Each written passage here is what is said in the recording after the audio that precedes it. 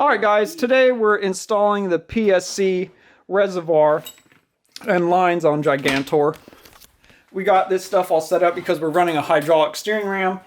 And plus, on any of these trucks, when you're running, 40s, 42s, 44-inch boggers, or in Gigantor's case, it's going to be running the new Fury 44s on 2816s. You want as much power steering strength, for the lack of a better word, on these Tacomas. So we upgraded to the PSC pump, as you guys saw in the last few clips there, the 1200 pump, which was actually, I believe, don't quote me, I think it's 2600 PSI. Pretty substantial increase in pressure compared to a factory Toyota power steering pump. I don't know its numbers, but I'm sure it's at least half of that.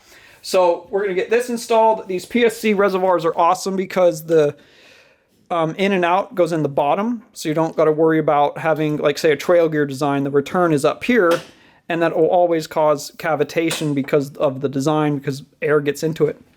Had that problem on one of my previous Toyota builds, and I replaced it with a good old PSC pump, or reservoir, sorry, and I alleviated all the issues. So here's our mount, clamp on there. We got our fittings to put in here. We got our vent just in case it ever comes under too much pressure.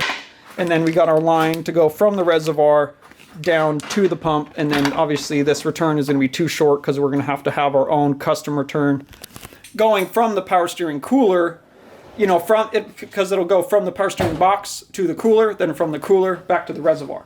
And then we still have to have our high pressure line made from the PSC pump to the power steering box itself. But we're getting this established and laid out, and then we can make that measurement and then go get that custom line made.